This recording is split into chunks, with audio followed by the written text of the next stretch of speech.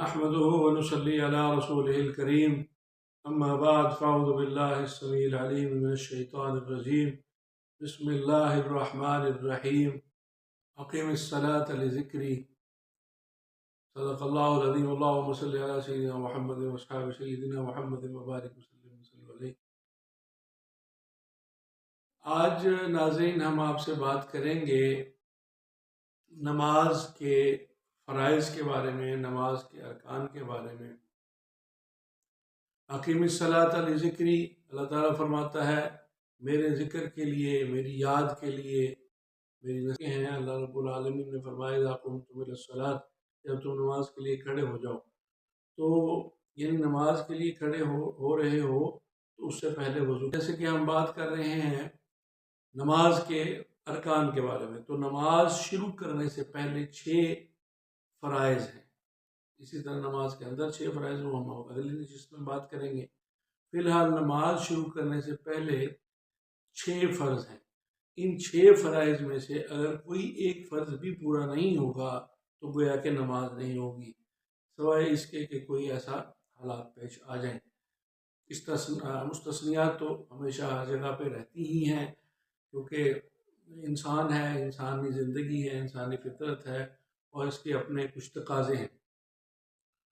تو نماز سے پہلے جو ہے وہ سب سے پہلا فرض جو ہے وہ جسم کا پاک ہونا ہے، کہ نماز شروع کرنے سے پہلے آپ کا جسم پاک ہونا چاہیے، گویا کہ نجاست، کسی طرح کی ظاہری نجاست بھی لگی ہوئی نہ ہو، اور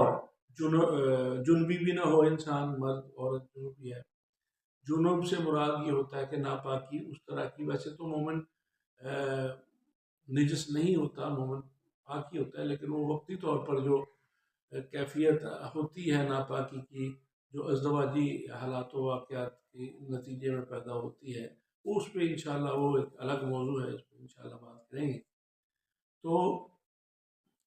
فی الحال یہ ہے کہ جسم، ایک تو ظاہری طور پر کوئی نجاست جسم پہ نہ لگی ہو، کسی قسم کی گندگی جسم پر نہیں لگی ہونی چاہیے، اور باطنی طور پر بھی گویا کہ جو ناپاکی ہے، گویا کہ انسان جنبی نہ ہو،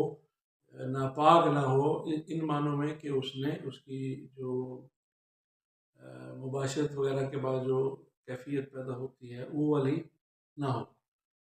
انسان کو پاک ہونا چاہیے ان معنوں میں بھی، اور ظاہری طور پر کوئی نجاست، کوئی گندگی بھی اوپر نہیں لگی ہونی چاہیے کسی جسم کے کسی بھی حصے پر۔ اور اس کے بعد دوسرا فرض ہے کپڑے پاک ہونا، یعنی جتنے بھی کپڑے بھی ناپاک نہیں ہونے چاہیے، کپڑے، اور پاک کرنے کے لیے بھی کپڑوں کو اچھی طرح دھویا جائے، اس کے نچوڑا جائے، تاکہ اس کی گندگی اور غلاظت، ناپاکی وغیرہ کپڑوں پہ بھی نہیں لگی ہوئی ہونی چاہیے۔ اور تیسرا فرض جو ہے وہ جگہ کا پاک ہونا ہے، کہ جس جگہ پر آپ نماز ادا کر رہے ہیں وہ جگہ بھی پاک ہونی چاہیے۔ کسی گندی ناپاک جگہ پر نماز نہیں پڑھ سکتے، وہاں پہ بھی نماز نہیں ہوتی۔ اس کے لیے بھی کوئی ایسا کپڑا وغیرہ کسی ایسی جگہ پر، جیسے کہ عام طور پہ گھروں میں، ویسے تو احادیث میں آتا ہے کہ گھر میں کوئی ایسی الگ جگہ بنا لینی چاہیے جہاں پہ انسان نے کوئی نوافل وغیرہ، مسجد وغیرہ، یعنی کہ نوافل وغیرہ ادا کرنے ہوں، نماز پڑھنی ہو گھر کے اندر بھی، تو اس میں بھی جیسے کہ رسول اللہ صلی اللہ علیہ وآلہ وسلم کی طرف ایک حدیث پاک منسوخ کی جاتی ہے کہ آپ صلی اللہ علیہ وسلم فرمائے کہ اپنے گھروں کو قبرستان نہ بناؤ، گویا کہ قبرستان سے مراد یہ ہے کہ یہاں نماز گھر میں پڑھا کرو، ذکر اذکار کیا کرو، تسبیح و تحلیل کیا کرو۔ تو تیسرا فرض جو ہے وہ جگہ کا پاک ہونا ہے۔ اچھا، اب جیسا کہ جگہ عام طور پہ گھروں میں فرش میں جیسے میں عرض کر رہا ہوں، تو وہاں پہ کوئی ایسا باریک کپڑا نہیں ہونا چاہیے کہ اس پہ نیچے کی جو نمی وغیرہ ہے یا اس کا اثر کپڑے کے اوپر نہ آئے،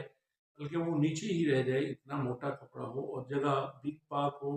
جائے نماز بھی پاک ہو۔ اور اگر کسی ننگی جگہ پر فرش پر نماز پڑھنی پڑ جائے تو وہ جگہ بھی پاک ہونی چاہیے۔ تو پاکی جو ہے یہ بنیادی شرط ہے۔ تو پہلی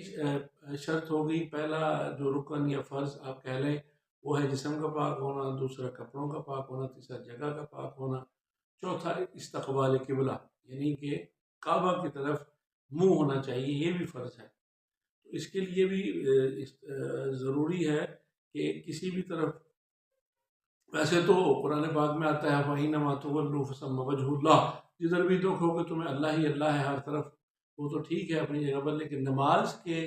ادائیگی کے لیے جب آپ نے نماز کے لیے کھڑے ہو گئے ہیں تو اس کے بعد آپ نے اس کا جو اپنا رخ ہے وہ سیدھا قبلہ کی طرف ہونا چاہیے، آپ کا منہ دائیں بائیں کسی اور طرف۔ اچھا، اس میں بھی قبلے کی طرف منہ ہونے میں بھی یہ جو حصہ ہے آپ کے کندھے جو ہیں یہ بالکل سیدھے قبلہ کی طرف ہونے چاہیے۔ پہلا فرض ہو گیا جسم کا پاک ہونا، دوسرا کپڑوں کا پاک ہونا، تیسرا جگہ کا پاک ہونا، یعنی جسم کا